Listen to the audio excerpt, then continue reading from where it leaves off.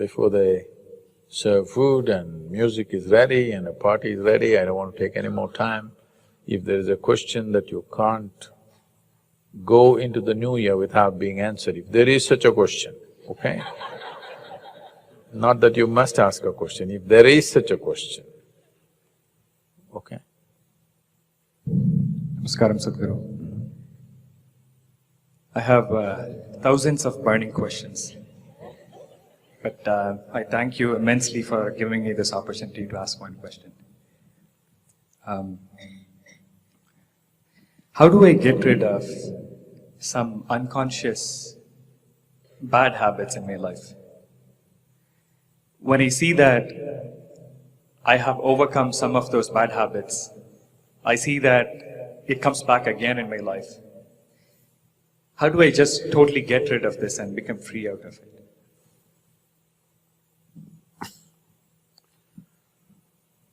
So you must understand that there is no such thing as good habit and bad habit.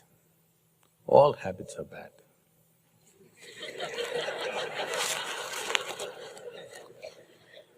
Because habit means you're unconscious.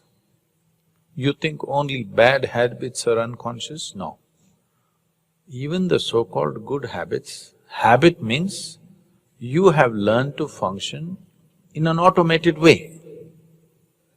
That means you don't do things consciously. For example, is brushing your teeth in the morning a good habit or a bad habit?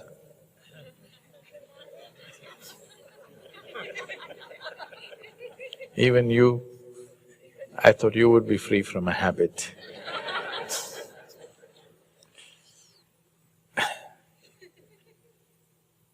There are two ways of brushing your teeth.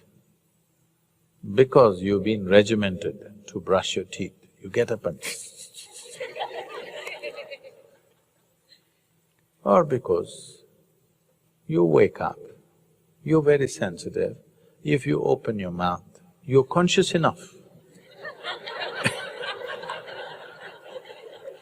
Most of the time you're not conscious enough, only other people know. This is a very strange thing. There is the apparatus, the olfactory apparatus which have a sense of smell right here above your mouth. But you don't get it, others get it 5 feet away. That means you're unconscious, isn't it? Yes? If you're conscious, you would still brush your teeth till you come to such a place when you open your mouth in the morning, it smells like fragrance, you become like a flower. Till that happens, you must consciously brush. If you consciously brush, on different days or different mornings, it may need different length or different amount of brushing. Not every day brushing is same requirement, but because you're regimented 3 minutes, I must wear my teeth out.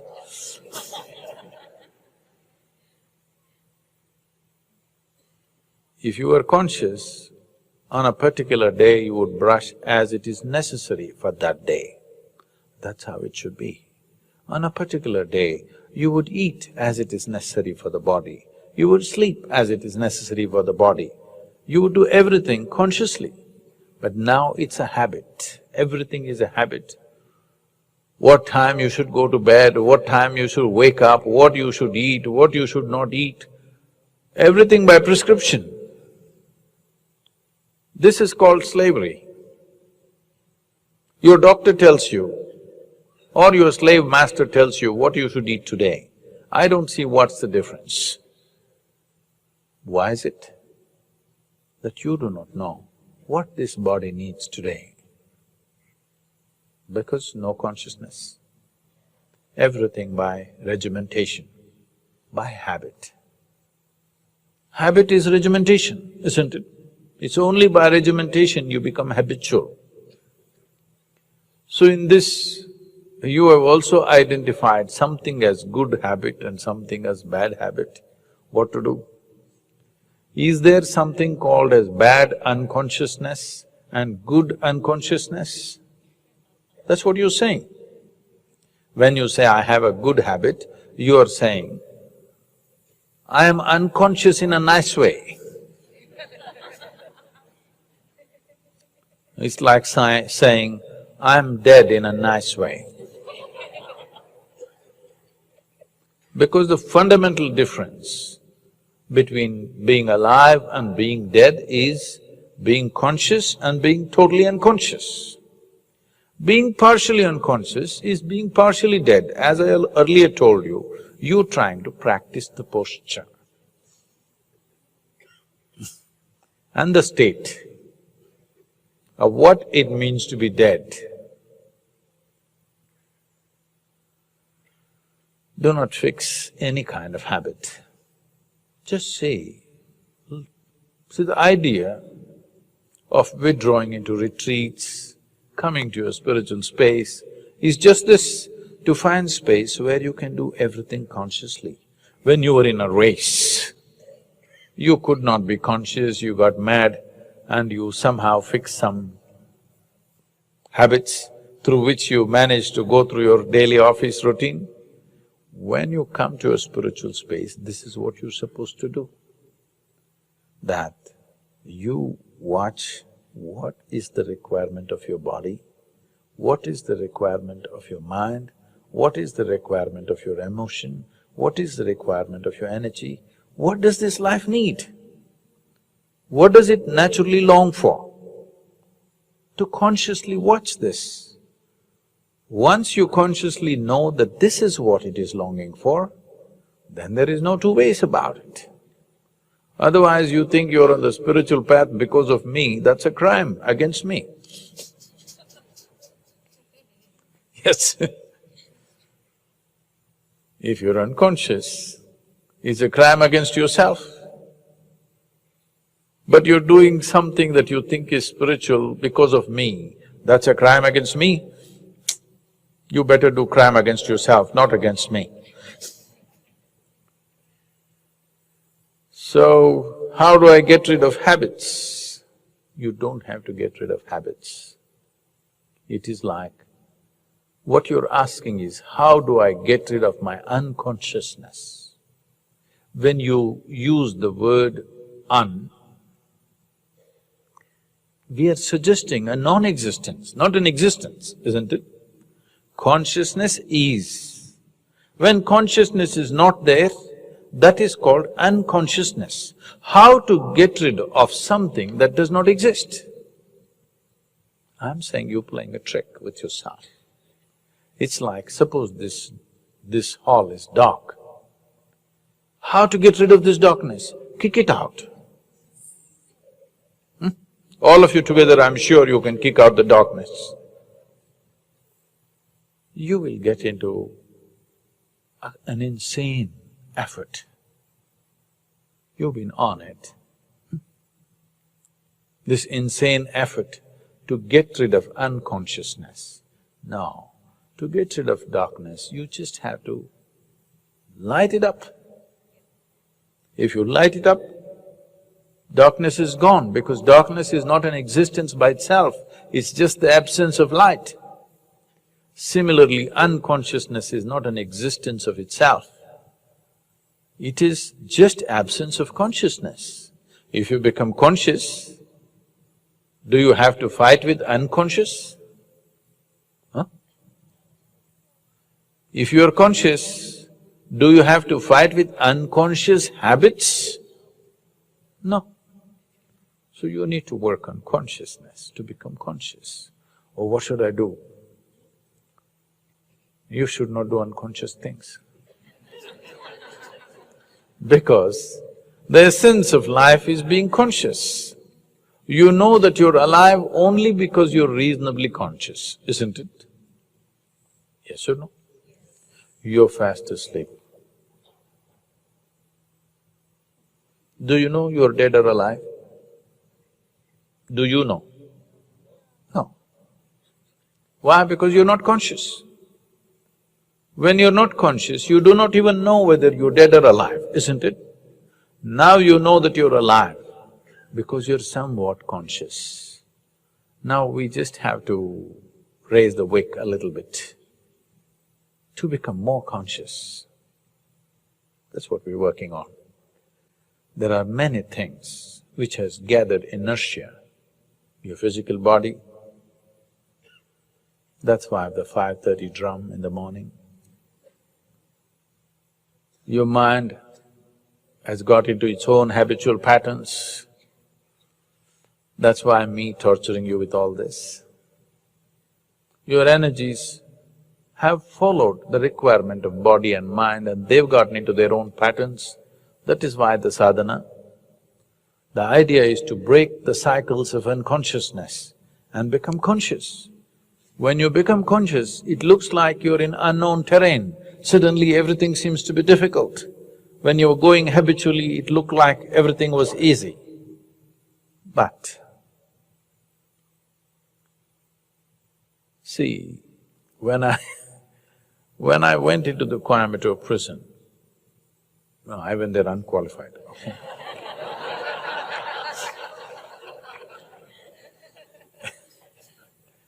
When I went there to conduct a program, almost 24, 25 years ago, I just observed, this is something a whole lot of people are seeking in their life, prison life. Because this is a place where somebody always opens the doors for you and they close it for you. They turn off the lights for you. They do everything for you, you don't have to do anything. Really, food comes a bang on time, always.